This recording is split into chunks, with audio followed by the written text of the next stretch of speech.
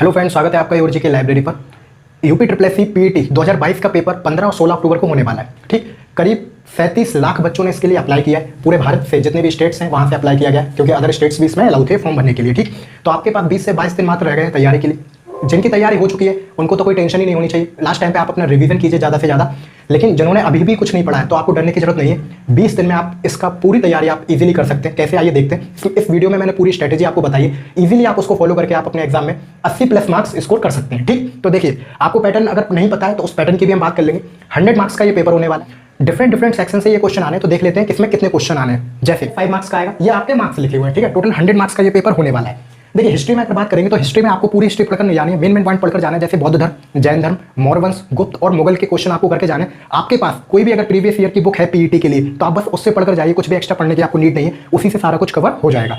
अगर national movement की बात करें, भारतीय स्वतंत्रता आंदोलन की हम बात करें तो उसमें आपको स्वदेशी आंदोलन, भारत छोड़ो आंदोलन और सविनय अवज्ञा आंदोलन, ये तो डीपली पढ़कर जाने हैं। बाकी आपको कौन सा आंदोलन किस सन में हुआ है, कौन उसका लीडर था, ये आपको पढ़कर जाना है। ठीक, किसने कौन सी उपाधि प्रदान की, ये भी आपको पढ़कर जाना है। और मोस्ट इंपॉर्टेंट जो भारतीय राष्ट्रीय कांग्रेस है उसके जितने भी सेशन हुए वो आपको पढ़कर जाना है। खासकर शुरू के 5 और लास्ट का जो आज़ादी के टाइम कौन उसमें अध्यक्ष था, ये पढ़कर जाना है। कौन सा सेशन किस सन में हुआ और कौन उसमें अध्यक्ष था। स्पेशली अगर किसी सेशन में कोई महिला अध्यक्ष थी, जैसे एनी बेसेंट, ठीक, इस तरह से आपको पढ़कर जाना है। मोस्ट इंपॉर्टेंट पॉइंट यही है। अब बात करेंगे ज्योग्राफी की। ज्योग्राफी भारत और विश्व दोनों की आनी है, लेकिन ज्योग्राफी में आपको पर्वत, पहाड़ियाँ, नदियाँ, ये पॉइंट कवर कर जाना है। कौन सा मरुस्थल कहाँ पर है, ये पढ़कर जाना है। इससे ज़्यादा नहीं पूछा जाएगा। अगर आप प्रीवियस ईयर की बुक्स प्रेफर करेंगे, देखेंगे तो उनको ज़्यादा से ज़्यादा क्वेश्चन इन्हीं टॉपिक से कवर हो जाएंगे। ठीक, अब बात करते हैं इंडियन इकोनॉमी। देखो, इंडियन इकोनॉमी में आपको योजना आयोग पढ़कर जाना है। कहने को अब योजना आयोग समाप्त कर दिया गया है, उसकी जगह नीति आयोग लाया गया है, लेकिन योजना आयोग आपको पढ़कर जाना है। और क्या पढ़कर जाएंगे आप? पंचवर्षीय योजना को देखकर जाएंगे कि किस पंचवर्षीय योजना में कौन सा काम किया गया। ठीक, किस चीज़ पर ज़्यादा बल दिया गया। ठीक, कौन सी पंचवर्षीय योजना किस मॉडल पर आधारित थी, तो आपको ये पढ़कर जाना है। और शुरू की 3 पंचवर्षीय योजना आपको पढ़कर जानी है। ठीक, उसके बाद बैंकों का राष्ट्रीयकरण हुआ, वो पढ़कर जाना है। और कुछ बेसिक टर्म्स आपको इकोनॉमी के पढ़कर जाने होंगे। अगर आपके पास कोई बुक नहीं होगी तो जीएस की लूसेंट बुक तो होगी, तो उससे आप कवर कर सकते हैं ये सारे पॉइंट। ठीक, अच्छा, बात करेंगे जनरल साइंस की। अगर जनरल साइंस की बात करें तो फिजिक्स, केमिस्ट्री और बायो इसमें पूछी जाएगी। फिजिक्स में आप सिर्फ यूनिट्स पढ़कर जाइए, यूनिट्स और ग्रेविटेशन और थोड़ा न्यूटन पढ़कर चले जाइएगा, आपका काम हो जाएगा। केमिस्ट्री में आपको केमिकल नेम, कॉमन नेम, ये पढ़कर जाना है, स्पेशली फॉर्मूले पढ़कर जाना है। और बायो की अगर बात करेंगे तो 2 टॉपिक मोस्ट इंपॉर्टेंट है जिनको आप मिस नहीं कर सकते, चाहे वो कोई भी एग्जाम क्यों ना हो। एक है विटामिन और दूसरा है डिसीजेस। ठीक, तो ये क्या चीज़ खाने से कौन सा विटामिन आपको मिलता है और किस विटामिन की कमी से कौन सा रोग आपको होता है, ये आपको पढ़कर जरूर जाना होगा। ठीक, क्योंकि ये मोस्ट इंपॉर्टेंट टॉपिक्स हैं।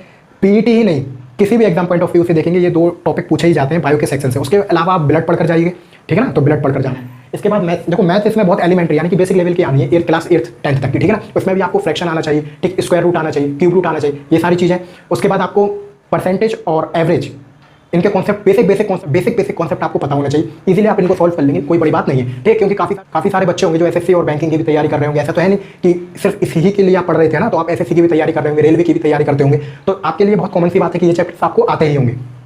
अब बात करते हैं अगर हम इंग्लिश की। इंग्लिश भी इसमें बेसिक पूछी जाएगी, जैसे इडियम फ्रेजेस हो गए, एक्टिव और पैसिव पूछा जाएगा, डायरेक्ट इनडायरेक्ट पूछा जाएगा, वो भी बेसिक लेवल का पूछा जाएगा। ठीक, अच्छा, इसमें एक अनसीन पैसेज आएगा, ठीक, अपठित गद्यांश, वो भी इजीली हो जाता है। अगर आपके पास प्रीवियस ईयर की कोई बुक है तो 3 से 4 पैसेज आप उस पर प्रैक्टिस कर लीजिएगा, आपको पैटर्न समझ में आ जाएगा किस तरह के क्वेश्चन इसमें पूछे जाते हैं और इजीली आप एग्जाम को सॉल्व कर पाएंगे। रीजनिंग में भी बेसिक क्वेश्चन आएंगे, कोई टेंशन की बात नहीं। इसमें बस आप क्लॉक पढ़ जाइएगा, स्पेशली क्योंकि उसमें कुछ फॉर्मूले यूज होते हैं जो कि आमतौर पर लोग भूल जाते हैं या फिर आते नहीं है।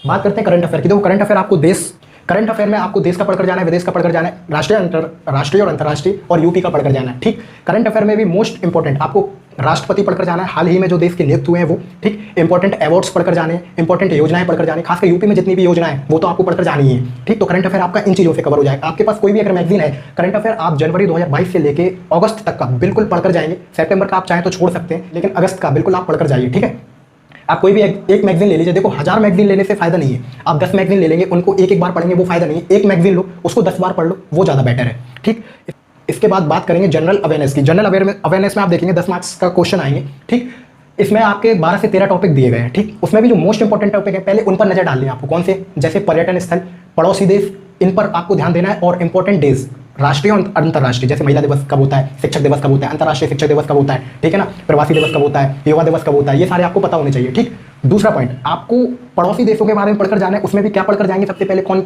राष्ट्रपति है इस समय, कौन प्रधानमंत्री है, किस पड़ोसी देश से उनका राष्ट्रपति हाल ही में भारत आया हो, भारत दौरे पे आया हो। ठीक है, तो इस तरह की न्यूज़ आपको पढ़कर जानी है। ये आपके करंट अफेयर में भी काम करेगी और आपके जनरल अवेयरनेस के भी टॉपिक्स कवर हो जाएंगे। ठीक, पड़ोसी देश की राजधानियां पढ़कर जानी है, मुद्रा पढ़कर जानी है। बाकी देशों की तो पढ़कर जानी है, मुद्राएं, राजधानियाँ, लेकिन पड़ोसी देश को पहले कवर करना है आपको, ठीक है ना। हिंदी देखो, ये जो 3 टॉपिक है ना, ये बिल्कुल फ्री के नंबर होते हैं। मैं आपको कहता हूँ, देखिए ये जो 3 टॉपिक है ना, ये आपके बिल्कुल फ्री के नंबर होते हैं। जैसे टेबल, ग्राफ, इनमें भी अगर आप देखेंगे तो बेसिक टेबल और ग्राफ पूछा जाता है। इनमें भी जो देखो एलिमेंट्री मैथ्स में जब आप फ्रैक्शन की प्रैक्टिस करोगे, परसेंटेज की प्रैक्टिस करोगे, एवरेज की प्रैक्टिस करोगे, वही टॉपिक्स इनमें यूज होते हैं, ठीक। अब रह गई बात हिंदी गद्यांश की, तो ये भी बहुत इजी लेवल का पूछा जाता है। अगर होता क्या है, बच्चे परेशान हो जाते हैं क्योंकि ये एग्जाम को बिल्कुल दिल से लगा लेते हैं ना, कि ये एग्जाम निकालना जरूरी है, क्योंकि इसी के बाद इसी की मेरिट बनाई जाएगी, फिर और एग्जाम निकाल ले जाएंगे, फिर नौकरी लगेगी। होता क्या है, आप पैनिक हो जाते हैं सब्जेक्ट को देखकर, सिलेबस को देखकर। लेकिन अगर आप गौर से देखेंगे हिंदी गद्यांश, ठीक है ना, ये आप स्कूल टाइम में भी इस तरह के क्वेश्चन सॉल्व कर आए हुए हैं, ठीक है ना।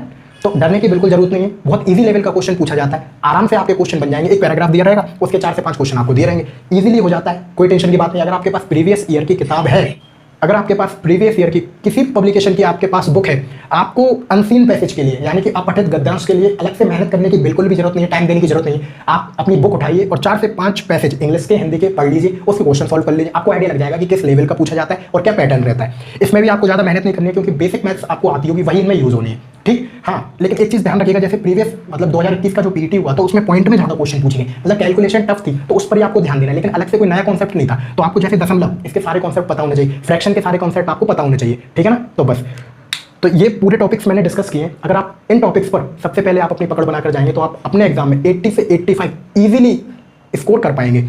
और इसी के साथ इस वीडियो को यहीं समाप्त करते हैं। आशा करता हूँ आपको ये वीडियो पसंद आया होगा, आपको कुछ हेल्प मिली होगी इससे। और अगर आपको वीडियो पसंद आया हो तो प्लीज़ इसे लाइक करें, शेयर करें और चैनल को सब्सक्राइब जरूर करें। ऐसे इंपॉर्टेंट वीडियोस आप तक पहुँचते रहेंगे। Thank you so much.